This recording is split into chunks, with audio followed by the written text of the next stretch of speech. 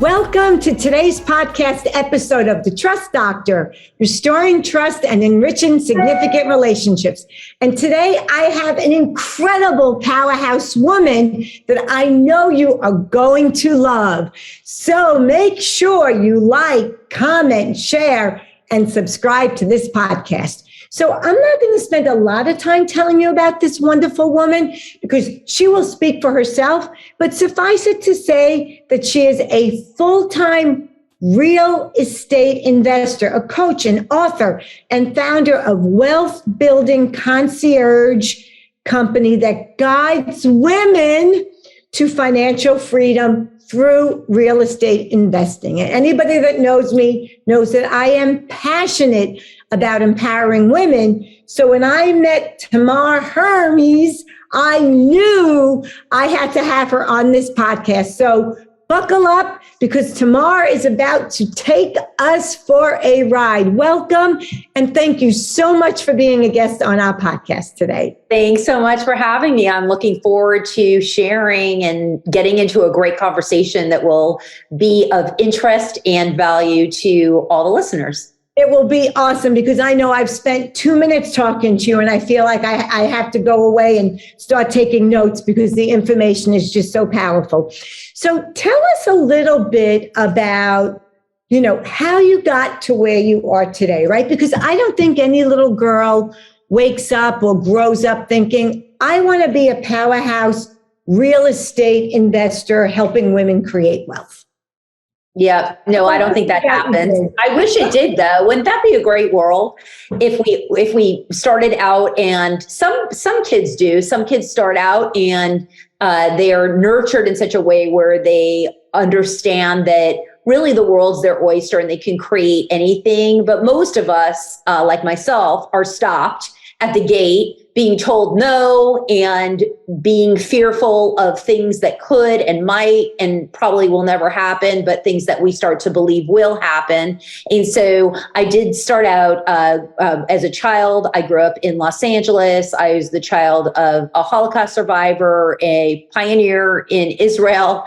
And my parents, suffice to say, did not have an easy upbringing and didn't have That's a lot. An understatement. Did not have a lot of understatement of the year for this exactly.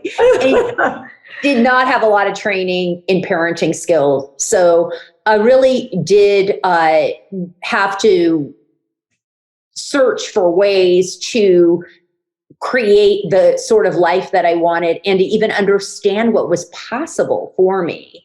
And where I am today is a huge evolution of one chapter to the next chapter, going to college and still not knowing what I wanted to do, and then ending up in entertainment and realizing that that jobs were an exchange of time for money, which just didn't really sit well with me. Hey, hang on 1 second. Let me interrupt. So you said ending up in entertainment. Was that by virtue of being in LA? And tell us about what type of entertainment. Okay. A singer, a dancer, a screenwriter? Yeah. So I was actually a writer, producer, and editor. I did marketing for commercials in television. And it TV commercials. Okay. Yes. And it was by virtue of being in Los Angeles that there is so much entertainment around, and one ends up in entertainment inevitably just by virtue of the fact that there's so much industry there. For me, I wanted to be creative. And at the time, I had actually just applied and been admitted to the NYU Graduate Film School.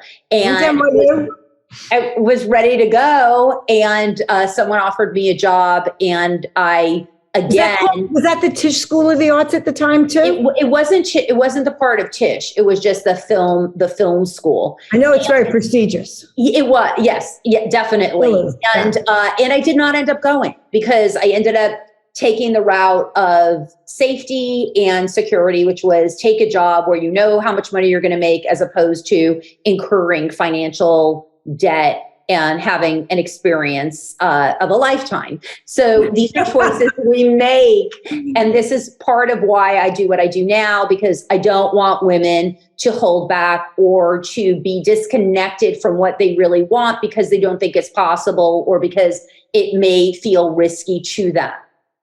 And yeah. So just want to ask you a question. You said your mom was a Holocaust survivor? My father.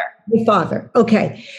And you said that you didn't want to take a risk and that you were raised that way. And a lot of your writings talk about wanting to support women overcoming fear. I can't think of anyone that overcomes fear better than a Holocaust survivor.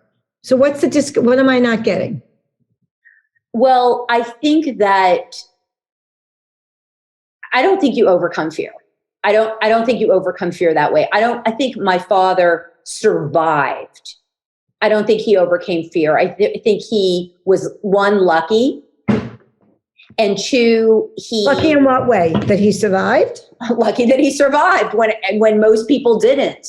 Lucky that he was able to lie about his age and work and stay under the radar enough and tolerate the hardships and make it through. But I think that he was afraid a lot. And I know that even years throughout his life, he passed now at 75 several years ago. But even years later, he still woke up with night terrors and trauma from it. So I don't know that he necessarily got over it at all. But I think that he learned how to survive. And I think part of the reason why he lived a more, let's say, a safer path was because he had already been through enough trial and didn't want to create any of that kind of those scenarios again in later years.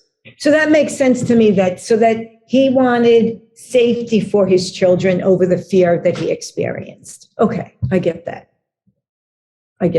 All right, so that was one chapter. So you started working in making commercials. Did you like that? I mean, that's so much creativity. I don't have a creative bone in my body.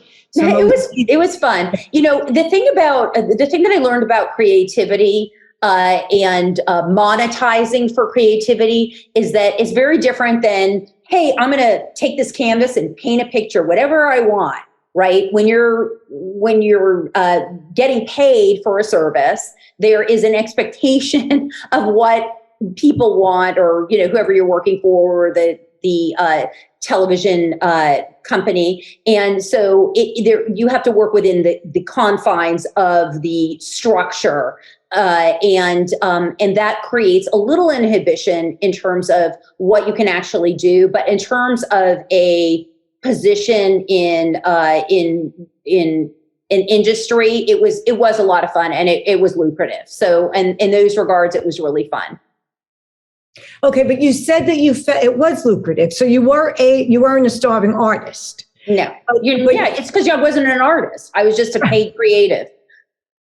Right, which is what you're saying. The difference is, right, because you have a lot of constraints. But you said earlier that you were exchanging time for money. Mm-hmm. And it sounds like that was one of the catalysts to move you out of that. What was your next step after? And it's hard to leave a lucrative job when you're young and successful, I would imagine. Yeah, it's very hard to leave a lucrative job when you're young and successful. And I think that what happens as we're walking through life, and I'm sure a lot of the listeners are maybe shaking their head, yes, I've had these chapters in my life where I hit a crossroads, where I've done something and I'm thinking, okay, what else is there? What's calling me on this journey? And so for me, it was that I wanted to have even more choice and freedom. So I got this job in the creative industry. It was great because I was creative, and yet I still had the confines of what was expected of me in order to get that income. And then I also realized, wait a second, like I don't have the choice of whether or not I want to get up in the morning at 9 and go to this meeting for 3 hours with execs. I got to do it. I don't have the choice if a deadline comes in and I want to go have dinner with friends that night, but I need to work late because this job needs to get done. I don't have the choice to say I want to go on a vacation for 2-3 weeks because I have to do this. I don't have the choice to stop doing this job because if I don't, then I won't be able to pay my bills and live the lifestyle I want. So those constraints are where I started to look at the time and money factor. And I feel like in my soul, the thing that I always just wanted was to live a life as freely as I could. And so the next step for me, ironically, was that I ended up having a child. So oh my gosh. That was just a chapter in my life. So I got a little busy growing the population, and so I took a little bit of time off, and then I started a company again after a little while in a completely different. How much time off did you take? When you say a little bit, that's such a relative term. It's true. It was around 12 months before I figured out something else. And I really wasn't, up until that point, I wasn't really, I didn't really have the capacity to understand what I was capable of. I knew that I had certain skill sets, and I knew that I'd been able to get to where I was and have the life that I had already based on choices that I had made and who I was becoming and had become. Yet when I started thinking about taking on starting a company, it wasn't like I can build like a Tesla or something. That might not be an example because there's not. You're not an engineer. You're not an engineer. Yeah. Maybe that's like, really like out there in terms of, but, think about all the steps there are and all the things that we can do in between an Elon Musk and someone that's just starting out a company. There's a big range in terms of magnitude of what can be created and contributed. It's a process. It's a process. Right. For sure. So you have this 1-year-old baby, right? I assume are you married or partnered with somebody at the time? I was married. Yes. Okay. And you were bored to tears, or it was time? So let's just say the wheels on the bus go round and round, can only go round and round so many times. Oh my Lord, right? I mean, I remember with my fourth, like rolling the ball on the floor, I was like, shoot me now. Like, it's beautiful, and it's also right. It's also like, oh my God. One day, right. It's a certain time in your life, right? And for the people that can do it all day, God bless you. No. Awesome. But, all right. So your passion was calling. So what did you do next? What did you go into? How did you discover that? And I guess for the working moms who watch, I'm amazed today, actually. And I get this when I'm coaching younger women, and everybody's younger than me today. They have a baby. They're like, oh my God, how do you do it? I'm like, welcome to the world of stress. If you thought you worried before, but honestly, it's sort of kind of, especially in the States, we really haven't come that further along helping working moms figure it out as we did when I was having the kid. I know one of the reasons I went on my own was because I knew that the best boss in the world wasn't going to let me raise my child the way I wanted to and have the career the way I wanted to. So I'm like, well, we'll take care of that and I'll work for myself, right? And luckily, or by choice, I guess, I had a spouse, my husband, always supported what I wanted to do. So what was that? What did that look like for you? Yeah, so very similar ideas. I mean, at the time, I never even thought of going back to entertainment because I did want to spend time with my child, and my husband was in the entertainment industry too. And as I mentioned, the hours can be very long. And so really we wanted at least one person to be around because we didn't want our child to be raised by someone other than us entirely. So I say entirely because I did have support. And I hope so what happened was, funny enough, is that I had bought my daughter a pair of baby shoes. It's funny that I'm mentioning this because this was so long ago and I haven't talked about this story, but it's actually kind of a fun story. So I clearly you had a daughter and you have to tell us her first name. Her name's Maya. Maya. Okay. So Maya. So Maya, I had bought Maya a pair of baby shoes and at a really cute store in Santa Monica. And of course, because, you know, a 1-year-old must have fabulous shoes, right? Even though she wasn't walking yet. And she'll wear it for 3 minutes. She'll wear it for 3 minutes before she exactly, before she takes them off. So anyway, so she wears these shoes and in about 3 weeks, there's a hole in them. And I think, my God, like there's a whole, like I just paid like $40 for these things. Like that's crazy. And of course, at the time, you know, I had a lot of time in between, you know, rolling the ball back and forth and doing all the wonderful things that we do, videotaping her and, you know, playing around and going for walks and doing all the things we do as young mamas. And so I called the company with the hole in the shoe. And I said, hey, you know, I just bought these shoes and there's already a hole in them. What's the deal with this? And they said, you know what? We're really sorry. We consider that normal wear and tear. So we'll give you half credit for half and you can buy another pair. And I thought, well, that doesn't sit well with me. So I was like, you know what? No, I'm not going to do that. I don't like that.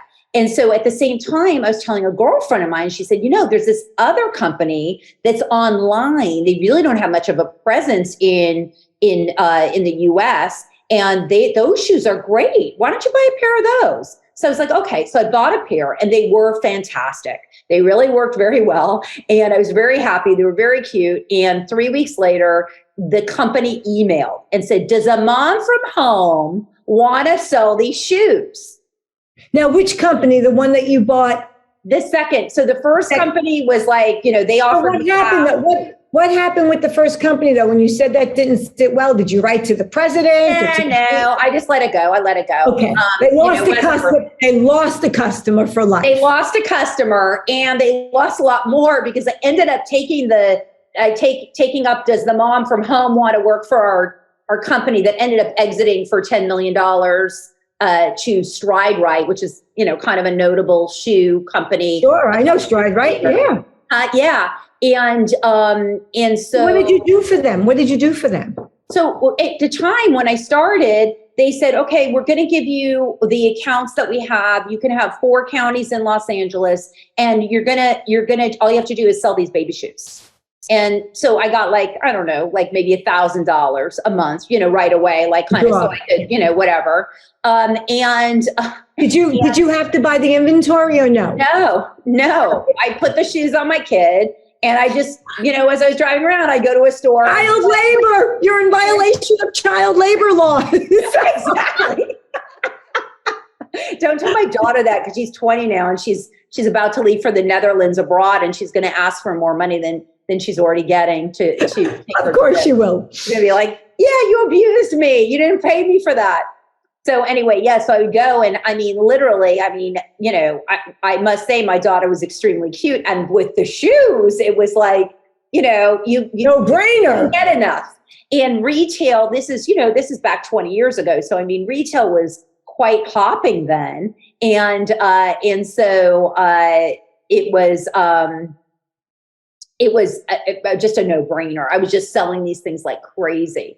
Were you selling them to individual moms, not to stores? No, I was selling them to brick and mortar stores. Retail was hot then. So, I mean, and eventually I had Nordstrom. I had a lot of accounts, you know. I made so much money. They ended up, when they wanted to exit, they let me go, which they do a lot of high-end salespeople when they start wanting to exit, or for just, you know, other reasons where they want to just save money and, you know, be greedy. You made all the money and then and built their client base and then they kind of cut the salespeople out and just take over the accounts and restructure your territory. So that was what happened. I was in a restructured of the territory. So then I went and I took another competitor. That one I actually worked a lot in marketing and did a lot of other things with them.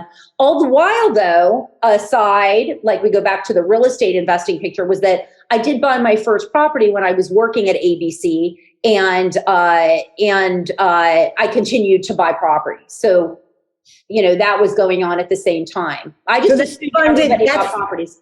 So that funded, so ABC, so we have, I think in the city, there's an ABC like carpet store and they sell everything. I don't know if that was the same store. ABC Channel 7, that's what it's a big network.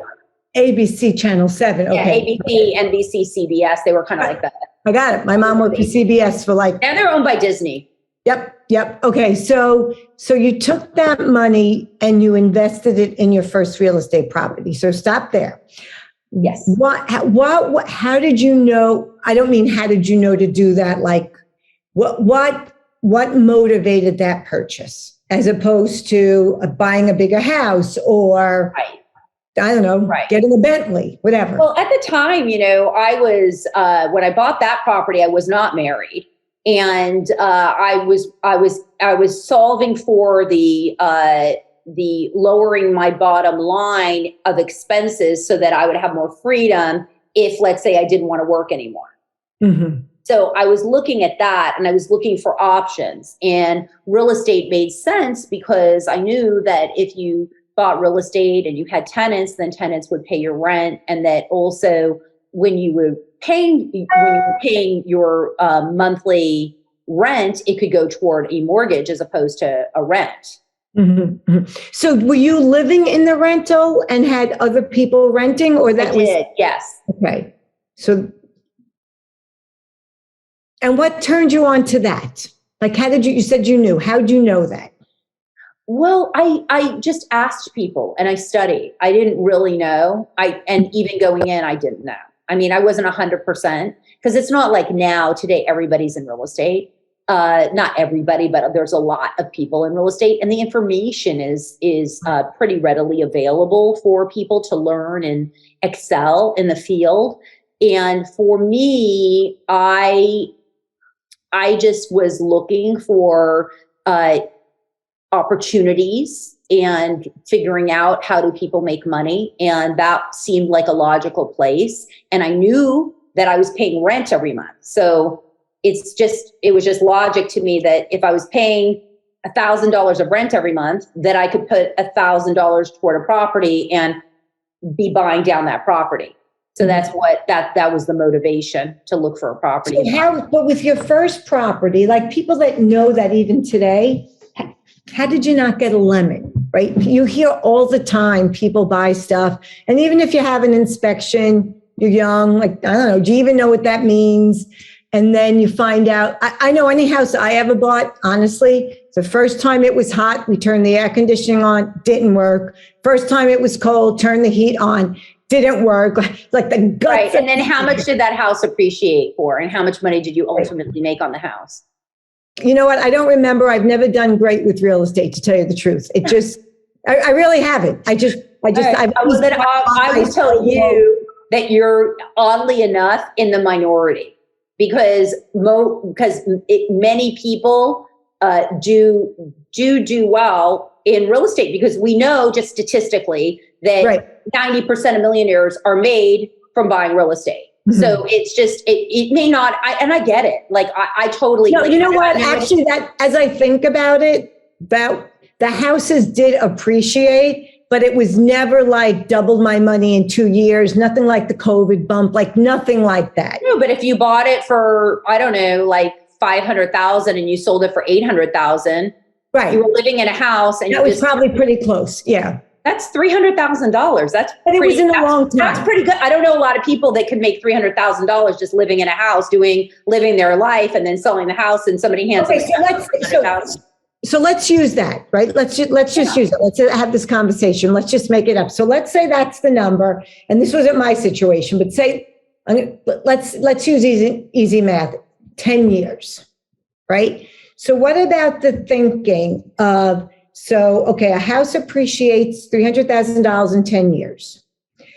Had you taken that money, and I guess the other investment would be the stock market, right? So $300,000 you make, you have real estate taxes, snow plowing, I'm on the East Coast, lawn maintenance, insurance.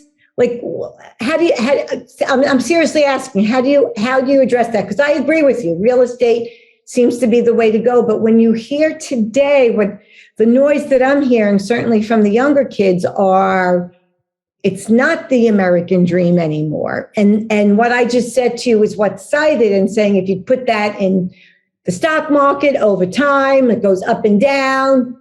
You're not that more. Oh, of course, the tax advantages I know aren't there, but just for the listeners, how would you address? Oh my gosh, there's so much here to unpack. Oh, go. All right, let's go. You're the whiz. So let's start with the stock market, the other option, right? Because if we're going to invest our money, where do we go? We put it back into our business, we put it in real estate, or we put it in the stock market or in somebody else's business, right? Private equity. Yeah. Okay. Right. So let's look at the stock market. Okay. Stock market. So most people give their money to a financial advisor and say, please invest my money and make me a return. And then advisor will say, well, what's your risk tolerance? And you go, well, I don't want to lose money. I mean, who's going to say they want to lose money? I mean, obviously it's like a duh, no, I just go for it. I want to lose money, right? They don't. That's so funny. Okay. So go, okay. You can make 5-8% over time. Okay. So you're like, great. Nobody ever asks like, well, how much are you making on? Well, I'm charging you 1 to 2%, maybe 1 to 3%. Okay. So stock market goes down, they make 3%. Stock market goes up, they make 3%. You're not making money when it goes up and down, right? Now, the other fallacy about the stock market is let's say you have $100,000 in the stock market and it goes down 50% one year. That's 50,000, right? Then it goes up 100%, right? It doesn't go up. It goes just back up to 100,000. Like you didn't make money. Like it's just going basically at the end of 3 years, you're at like 75%. If it goes up and down 50% every year, basically it's a losing strategy. Plus the other thing is that it's proven that when you have a financial advisor, that 90% or more of financial advisors do not beat what the S&P 500 will do naturally. Like, so I can put my money in an S&P 500 and you can give it to an investor and you can give it to a financial advisor, and the likelihood of me doing better is greater than you paying somebody to do it all for you. Okay. I could do that. Wow. Look at you're so passionate about this. I'm so glad I brought this up. You're like, I get so frustrated because we're all pawns in the game until we realize it. And, I was a pawn in the game, but I wasn't willing to be poor. So I wasn't willing to subscribe to letting someone else manage my money and realize after 10 years that I really didn't have any more money than I started. Knowing that no one should ever take financial advice from me, let me be clear. I don't want to get in trouble. If nothing else, everybody knows whenever Dr. Patty talks about financial stuff. I'm trust and people and relationships. Well, but there are people that play devil's advocate for a moment, though. It doesn't go up and down 50%. Isn't that extreme or no? Well, not always, but it can. And it doesn't. It just is. The thing about it is that you have very little control. Now, I'm a freedom fighter and I'm a control person. I like to have control over my life, choices, and freedom. So to me, if I put my money in stock and the government's in there having a meeting and they're like, oh, we're going to move interest rate, and everything starts going crazy and this and that and the other. Now you could argue, oh, well, that's happening with the real estate market as well. Well, not really, because my properties are doing exactly the same as they were before. Why? Because I have properties with locked in interest rates for extended period of times, because I bought at the right price, because my tenants, people need a place to live, are paying their rent. So my bills are paid. Mm-hmm. And my cash flow is coming in, regardless of what the stock market's doing. So anyway, I have a huge thing. And then you asked about all the expenses with properties. Yeah, properties, it can cost money. I mean, I just replaced 3 air conditioners in a matter of 2 months. They're not cheap. And it wasn't fun. And it did cut into my profit. But again, if you buy right and you're making enough cash, then the cash flow should cover it. Okay, great. Got it. So you bought your first property. right? And were you hooked then? I saw that it was great, but I wasn't hooked because I was afraid. Because of all the things that you're talking about. Because I was listening to people that were on the same thought process that, oh, you're going to lose money, you can get a lemon, you're going to be upside down, you're going to have all these expenses, you're not going to be able to afford it. Those kinds of things. Right. I had heard a lot of those in my head. And so I was afraid. So it took me a while to get my courage up to buy another one and another one and another one. And now I just buy pretty freely. I'm cautious because I like to get good deals, but I buy much more frequently. So you do your due diligence. Do you prefer to get a turnkey or a fixer-upper? Like, what works better for you? Well, that's a big question. So it depends on the numbers and the strategy. And I don't always buy things on my own. So I have a lot of deals where I have partners, and sometimes I don't do anything in the deal. So sometimes they could be there's tear downs that are happening right now in East Austin with prefabs being put on them. I'm a partner in that deal, but I was not involved in tearing it down or putting the prefab on. I am involved in certain things, and I am a financial partner, but it just depends on the whole package. So I think the one thing that I always teach is that everyone needs to realize that there's more than one way to make money in real estate. There's a number of ways, and there's a number of effective ways, and there's a number of fairly low risk strategies to be earning quite a bit. I mean, the minimum that I generally make is 10% annualized, and I can almost with certainty feel like I'm going to continue to make that. So how do you feel about prefabs? You brought up prefabs. I mean, there was a time when prefabs was like, one step above a tenement slum, but now I hear more and more about them. Oh yeah, modulars and prefabs, they're all the rage, especially because construction's gotten really expensive. It's time consuming to build a house, and there's a lot more labor involved. So this is kind of a wave of the future in a lot of ways. There's a lot of them, probably even in your neighborhood. So what about the potential for resale? Like now, I understand everything you just said, but things were going in a cycle. So will the day come when all of a sudden people snub their nose at a prefab? That's an interesting. I don't think. No, I think as long as the numbers work, it won't be like that. I mean, the market's definitely softening. The real estate markets, interest rates have climbed. Prices have stabilized, but not come down a lot. But there's still deals to be had. I just now, before I got on with you, I'm looking at a deal and deciding whether or not to purchase it. So there are there's deals in Austin. Yes. Austin is so hot. I mean, yeah. Well, when you integrate yourself and you're focused on anything, you can find opportunities. So I think that you can really buy real estate anywhere and do well. So when it slows down, so define slow down for you. What you mean by that?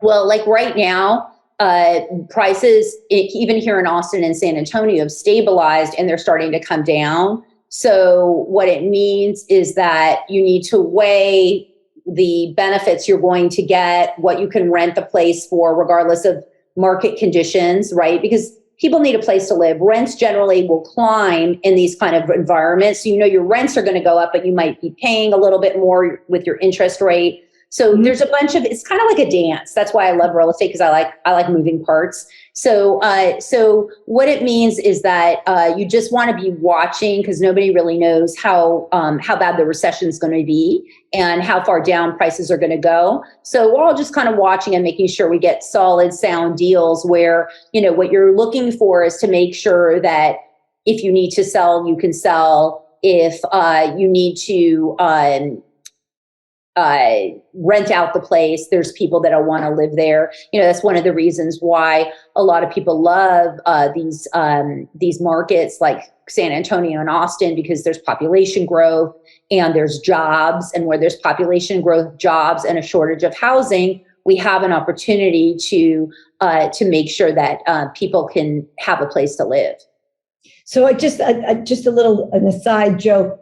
In recession, I thought we weren't in a recession. Yeah, no, well, there's an equation, right? And I think it's, I don't know if I'm going to say it right. Well, it just changed the definition. That's why I'm joking. Oh, yeah. No, but by definition, we're in a recession. Right. So right now. During the hot market, right? This is, of course, from the lay person, the non-professional. The thinking is, not that I ever follow it, but the thinking is you don't buy in a high market, right? And I feel like Austin was ahead of the curve being high. But so, I don't know, last 3 years, did you not buy because the market was so high and hot? Or is that make no sense because it's a hot market because there's a need for it? That's one way to, those two variables are both true. And there's also still opportunities for deals. And when you find those deals, then you buy them. And I have been buying for the last few years in Austin and San Antonio. In fact, since I live here now, I prefer to be closer because I don't want to travel as much for real estate. I'd rather go to a Genius Network conference, right? Right. But I would imagine it's much easier, even for someone as skilled as you, to keep your finger on the pulse if you're living where you're buying. Overall, it just depends on, if you just need teams, you need what we call boots on the ground. That's all it is. Certainly I have properties in other places and there's people that manage them, but for the kind of work that I'm doing and for certain criteria that to fit my strategy, it is helpful for me to be close by to some of the assets. Okay, so Tamara mentioned Genius Network. So that's how we met, because we're a part of this incredible entrepreneurial crazy group that Joe Polish started, where what I always tell people is that you are guaranteed to, I'll speak for myself, I'm guaranteed to not be the smartest person in the room. And it's a very much a growth mindset crowd. So how long ago did you move to Austin, and from where? I moved from Los Angeles to Austin 2 years ago. Okay. And that was spurred by work, by your investing? Well, no, not really. Partially. It was more that I just wanted to change. I really didn't want to live in LA anymore. And wanted LA or California with the it's kind of done. I love, it's, beautiful beaches, no humidity. It's kind of your hair. But I just, I was ready for a change. And what's, other than the obvious the difference in the tax structure, what do you see as the difference in the people and how that impacts doing your business? So I definitely feel like when you're not in an area like Los Angeles, like if I want to see you and you're in Santa Monica and I'm in Sherman Oaks or something, right. I would have to literally, and it's only like 30 minutes away, but it might take me an hour and a half to get to you because of traffic. Crazy. I feel like that stresses people out. I feel like that kind of life, like when you're sitting in a car, it's not even just like, it's fine if you're driving and it's far and you're like on the road, but when you're stop and start, it's stressful, it's stressful. Yeah. And I just feel like it doesn't make people happy. Plus you have, people are so hustle. Stress does not make people happy. No, it doesn't. And it's a little chaotic. It's a little chaotic. And, I also feel like the weather's always the same. So it's hard to I feel like I love a weather change, right? I love in Austin, it'll just storm one day. It's great. It's kind of like, think about the world this way with the rain, but in LA, it's always the same. So, right, so you don't appreciate it. You like if it's always, exactly. It's always sunshine, you lose appreciation for it. That sounds so. It sounds a little bizarre, but I totally get that. Right? If you're always in the sun, you don't appreciate always being in the sun. Absolutely. And then the other thing is that here I just feel that it's smaller, so it has more of a community feel. I just feel like people are calmer, they're nicer. I feel that it's, for me now, I live on an acre and a half, but I'm 15 minutes from the city. So I can enjoy nice restaurants. I can do certain things. Like, you know, when I was in LA, it was just like, I didn't want to go out to eat because it would take like an hour and a half just to get to a restaurant.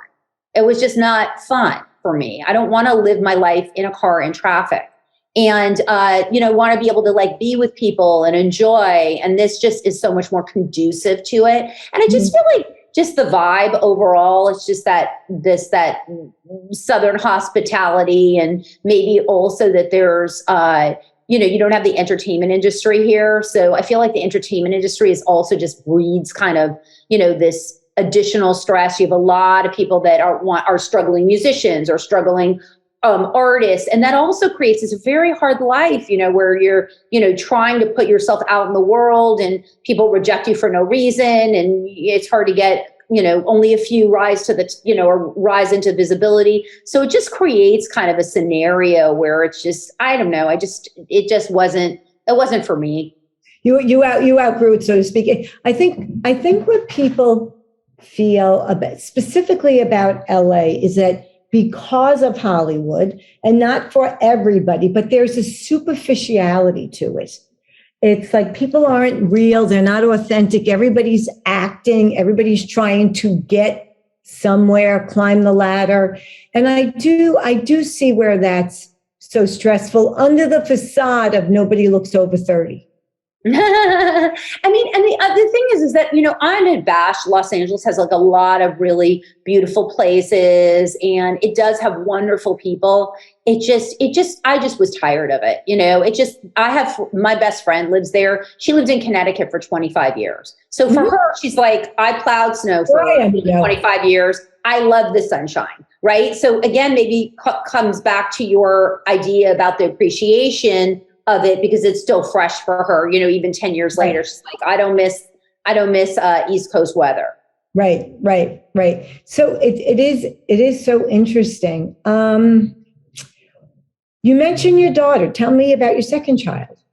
You said you have two, right? 3. So I have 3. I have a stepdaughter. I have my daughter, Maya, who's a biochem major at University of Denver. She's now leaving to the Netherlands to do a semester abroad, which she's also coupling with kind of a international vacation.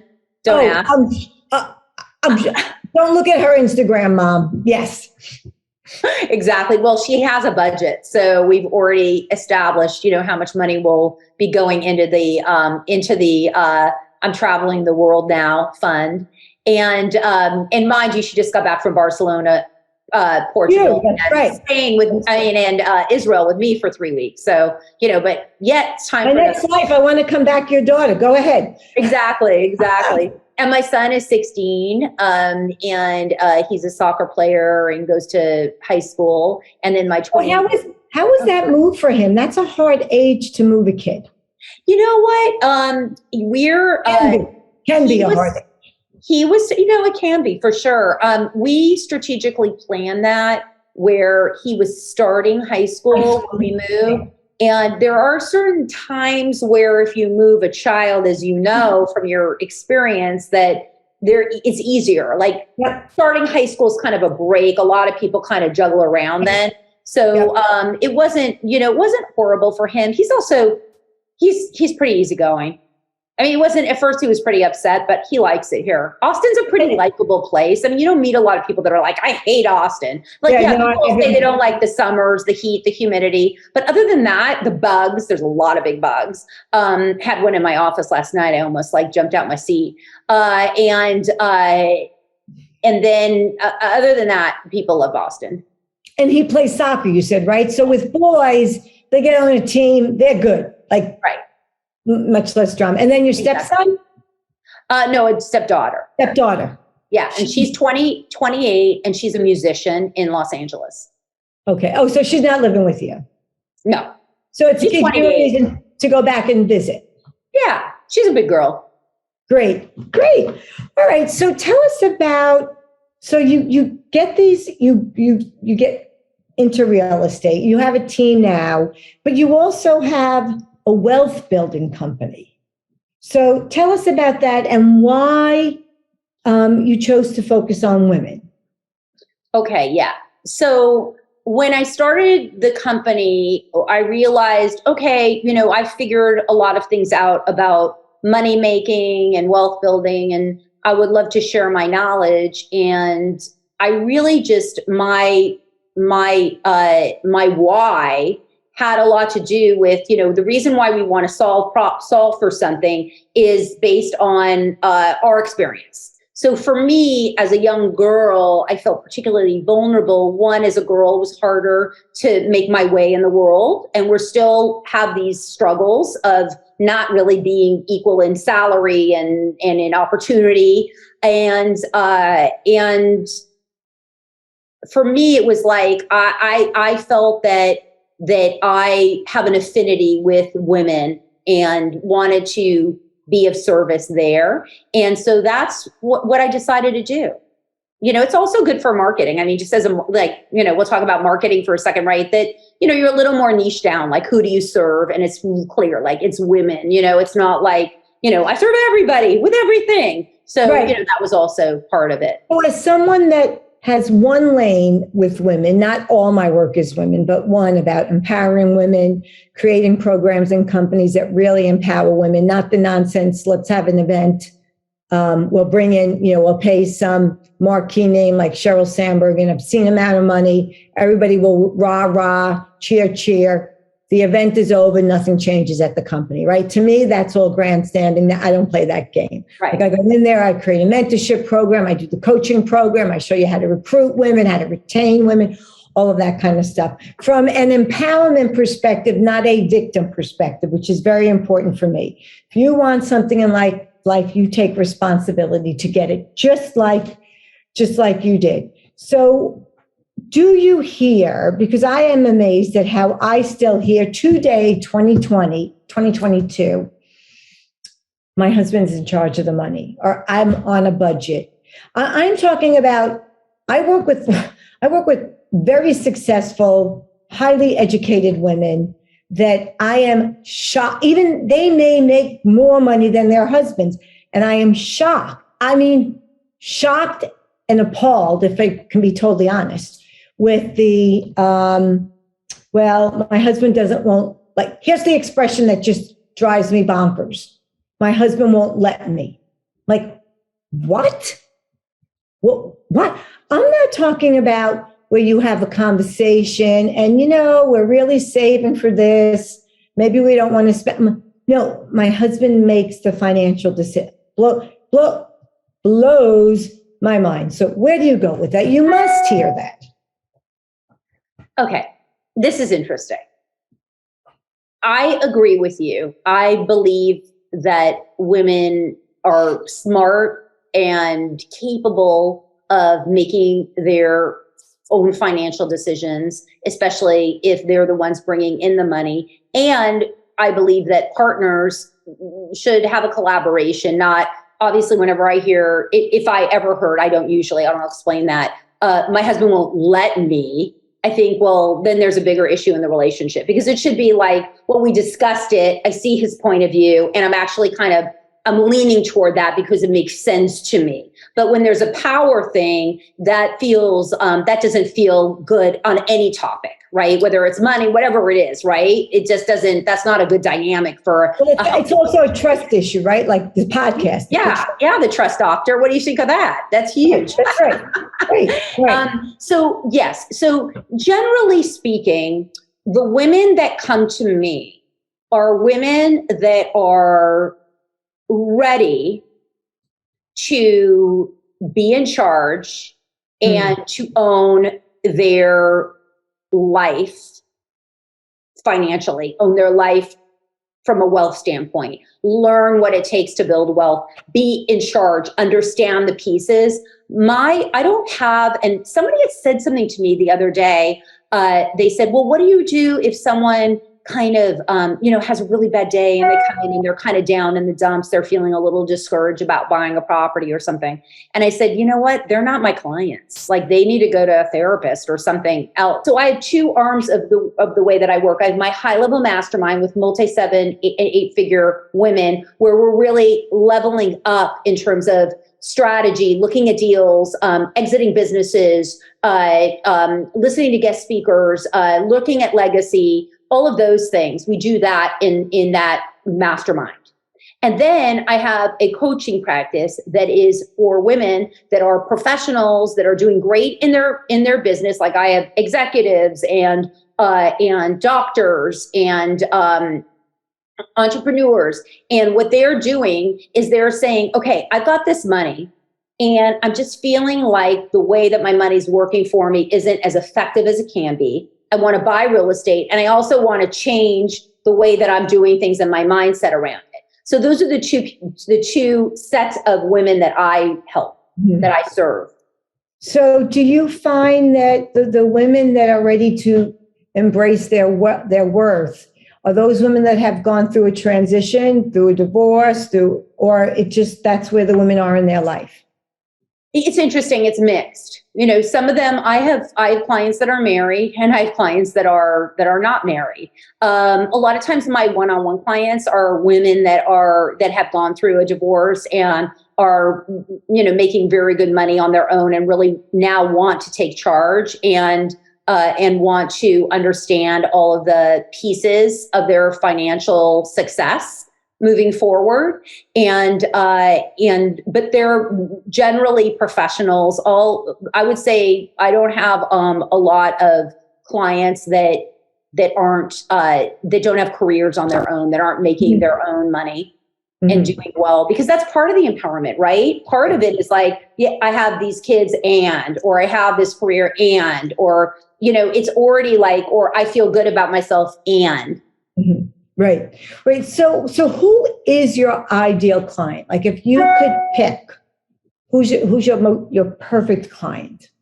Right. Okay. So there's the coaching program and then there's the high level mastermind. So the high level mastermind is, let me just describe one of them. They all have kind of a general idea in terms of the avatar. They all kind of fit in. Let's say they own a business. They are making $500,000 and have multi-millions in the bank of net worth. They are looking for the next step for what money means to them, where they want to go with it, make sure their trust is in place, look at investing strategies, how to move money around, listen to speakers that are high level, that are thinking about interesting ideas. So they're curious and they're engaged and they're action takers and they're already successful and they want to put a bow on top of it, right? And watch the bouquet get bigger. So that's that client. Mm-hmm. And then the other client is a professional woman who has always wanted real estate, but doesn't know exactly where she'd want to buy it. She has resources. She knows her money's not working as well for her and wants to learn more about real estate and have the right mindset around being an investor. And so that's that client. Great. So it sounds fascinating, and obviously you love it. And I'm sure, as you know, we have a money personality. I talk about that. I do keynotes on what's your money personality, and we have a money story, and all of it is about money. Is just a commodity, right? It's all emotion. It's all about the emotion that we attach to money, and that's part of, are you a risk taker? Are you not a risk taker? And I'm sure you could speak forever about that. And that's, it also explains people that, not just women, but people that grew up in dire poverty, no matter how much money they attain, they may always feel poor because it's their money mindset. And that's really interesting. That's what I always love to talk with women about, with people in general, that women in particular seem to buy into that scarcity mindset around money, which is just fascinating. So Lord knows the world needs your services. So I want to be respectful of your time. I'm so grateful for you. But before we go, I just want to ask you, What is the last book you reread and why? That I reread. I love that. Nice little twist on it. Yep. The last book I reread was the book that's coming to me is Rich Dad, Poor Dad by Robert Kiyosaki. That is sort of the Bible for real estate investors. A lot of successful investors say that they read that book, and that's the book that had them start investing and realize that the kind of life they wanted to have. And I reread that mostly because I wanted my son to hear it. And so we did that together. And I just think it's just a book that is really just so well done and easy to read and get through. And every person that is listening to this podcast would enjoy that book. I highly recommend it. But I actually thought you were going to say Think and Grow Rich. I find that book a little bit like dry, Yeah, it is dry. All right. How can people find out more about you? Where can they go to? So I wrote a book, The Millionaire's Mentality, A Professional Women's Guide to the Millionaire's. Make sure you hear that. The Millionaire's Mentality. Exactly. You can go to tamarbook.com. TAMARbook.com. And since your audience likes quizzes, there's also a real estate personality quiz. What kind of investor are you? So you could do that at tamarquiz.com. And you can visit my website, wealthbuildingconcierge.com. Awesome. Oh my goodness. This was fantastic. Thank you. So this is one of the most enjoyable podcasts I've done. I absolutely. Oh my gosh, thank you so much. We do this with women and about money and about empowerment. What's not to love? Thank you. And that concludes today's podcast episode of The Trust Doctor, Restoring Trust and Enriching Significant Relationships. And make sure you check out Tamar's new book and her website. You will get more of her pearls of wisdom. And remember to like, comment, share, and subscribe to this podcast. And until next time, be well. Thank you. Once again, we've concluded another great episode of The Trust Doctor with Dr. Patty Ann. Tune in next week for more insights and advice on how you can create, nurture, and sustain healthy relationships. To find out more about the podcast, visit drpattyann.com/podcast. Don't forget to subscribe, rate, review, and share. Until next time.